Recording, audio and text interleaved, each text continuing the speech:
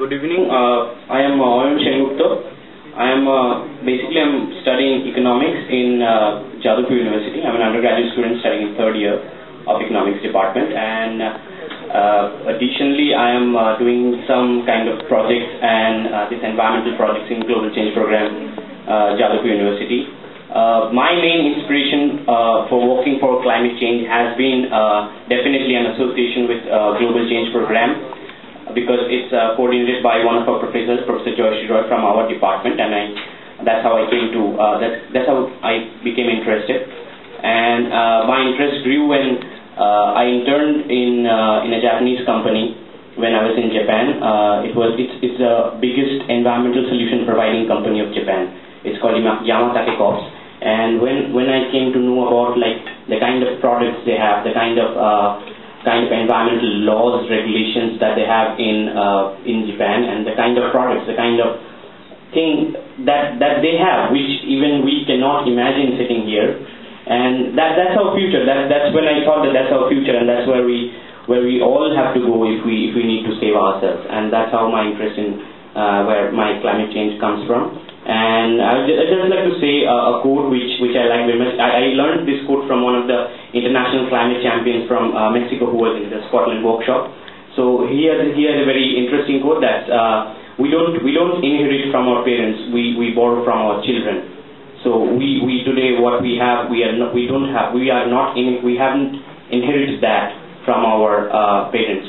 We are borrowing from our children. So whatever resources that we use up today, whatever resources we eat up today, resources we don't leave for them. We are borrowing from our children, and we should someday think about what we are going to, what world we are going to leave for them.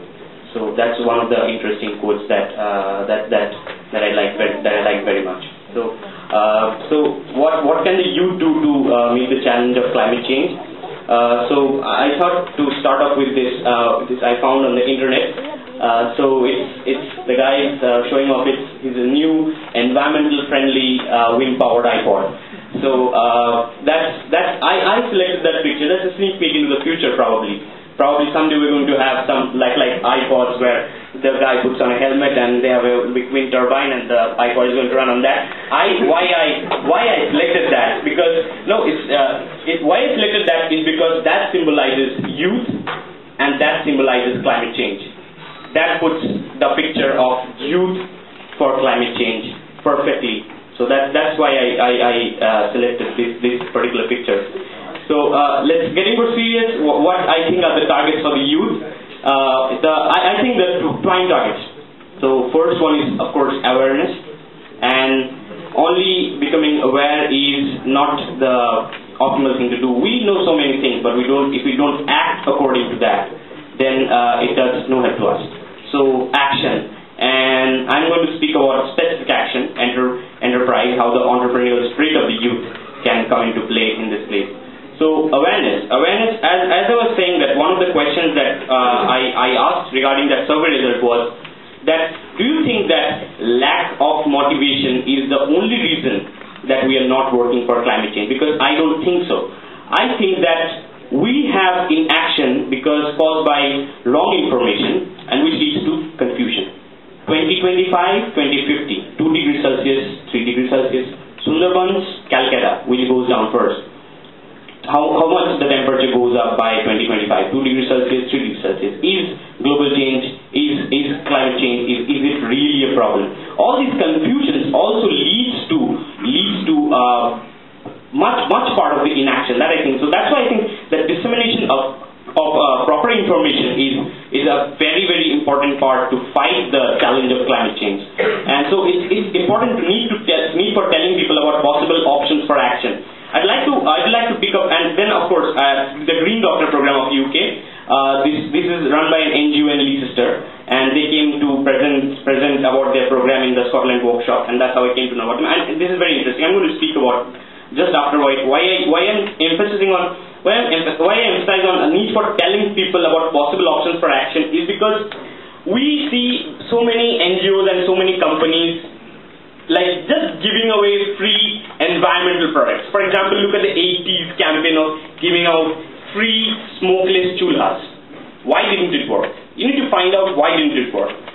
Well, the one reason is, as you saw that man saying, it was very, I think that was very crucial. You heard that man saying that we use that coal and dung for that because that doesn't only make tea for us, it makes tea and it heats the room. And in village areas, they use smoke chulas not because they like smoke, because the smoke kills the insects. And the moment you give them smokeless chulas, they have to take care of the insects. So they will not use it. Even if you give them smokeless chulas, they will never use smokeless chulas because smokeless chulas serve the purpose of insects, like driving away the insects from their home, mosquitoes and that kind of stuff from their home. So they're simply not going to use smokeless chulas. So it's important to identify the problem at the right place. So just giving away free product doesn't help. So what the Green Doctor program, what they do is, so let's say the city where there is a huge number of migrant population. So when you're talking about Asian migrant population, and when you're talking about Asian migrant population, a large amount of them are like middle class and lower middle class people of UK. So what they do is, they go around the city, they send an individual from the organization, and that person goes and says, okay, can we have one hour, half an hour talking with you? They go in, they look at how the electrical appliances are fit in that room, they do calculations, and after 15 minutes they come up with a solution like, okay, if we have this free product, we have this, for example, say a reflector. So they say, okay, your room heater is fit on the wall which is connected outside. And because it's outside is very cold, much of the heat is lost by the back wall of radiator. If we put the reflector on the back wall of radiator, that's going to save you a lot of electricity because you're going to save a lot of energy which is now lost because of that wall. And this is the calculation of meter readings and electric bills of the houses where we have put this reflector earlier. Now please have a look at this and please say if we can put that reflector over there. So this is important. If you have just given them the reflector and if you put this, this is going to reduce energy bill, they won't have done anything. What is important is to go there and what I want to say is, today we are giving away hundreds of free solar lamps to people. None of them are being used. Instead of that, if we use the same resource to give away 40 solar lamps to people and we go and install them, at least 40 people use them.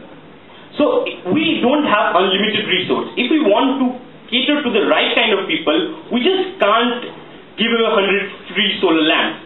Instead of that, if we have 40 solar lamps and 5 people going to the homes and explaining to the people why they should use it, that brings in much more effect. That is much more effective. So that is where we need to, that's the point we need to understand. And so where the role of youth comes in here is, I think today we are living in a world where we are talking about globally coordinated local actions, and there comes the part of the youth. I think yesterday someone from Mumbai called me from a magazine and then said, okay, what is this climate champion, British Council climate champion all about?